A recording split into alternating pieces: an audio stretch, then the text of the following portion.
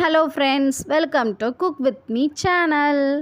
இன்றைக்கி நம்ம என்ன ரெசிபி பார்க்க போகிறோம் அப்படின்னா, நல்ல காரசாரமான ஒரு கார சட்னி தாங்க பார்க்க போகிறோம். அப்படி எண்ணெய் மிதக்க இருக்குங்க. இதை பார்த்தாலே கண்டிப்பாக எல்லாருமே ஒரு 5-6 தோசை எக்ஸ்ட்ரா ஒரு தோசை தாங்க கேட்டு வாங்கி சாப்பிடுவாங்க. கண்டிப்பாக இதை ட்ரை பண்ணி பாரு. இதுக்கு தேவையான பொருட்கள் 2 தக்காளி, 3 காஞ்ச மிளகாய், 2 பெரிய வெங்காயம், 6 பல் பூண்டு, புளி, தனி மிளகாத்தூள், நல்லெண்ணெய் இருந்தால் தாங்க இந்த சட்னியே நல்ல டேஸ்ட்டாக வரும்.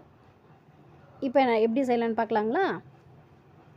ஒரு மிக்ஸி ஜார் எடுத்துகிட்டு வெங்காயத்தை ஒன்றும் பாதியமாக கட் பண்ணி அதில் போட்டுருங்க. அடுத்தது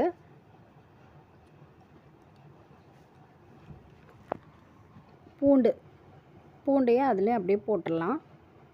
அப்புறம் புளி, அதுக்கு தேவையான புளி, தக்காளியுமே நல்லா ஒன்றும் பாதியமாக அதில் போட்டுருங்க.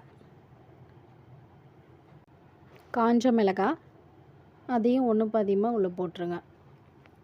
மிளகாத்தூள் 2 ஸ்பூன் போட்டுக்குங்க.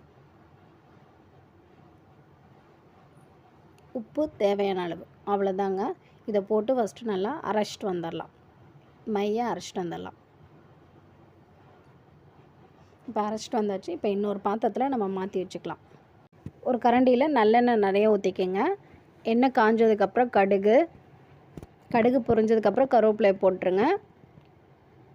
இப்போ அதை எடுத்து அதில் சட்னியில் ஊற்றிடலாம். நம்ம சட்னி நல்ல காரசாரமான ஒரு செம்ம டேஸ்டான ஒரு சட்னி ரெடி ஆயிடுச்சுங்க. கண்டிப்பாக நீங்களும் வீட்டில் ட்ரை பண்ணி பாருங்கள். மறக்காமல் சப்ஸ்கிரைப் பண்ணுங்கள், ஷேர் பண்ணுங்கள், லைக் பண்ணுங்கள், கமெண்ட் பண்ணுங்கள். தேங்க்ஸ் ஃபார் வாட்சிங்.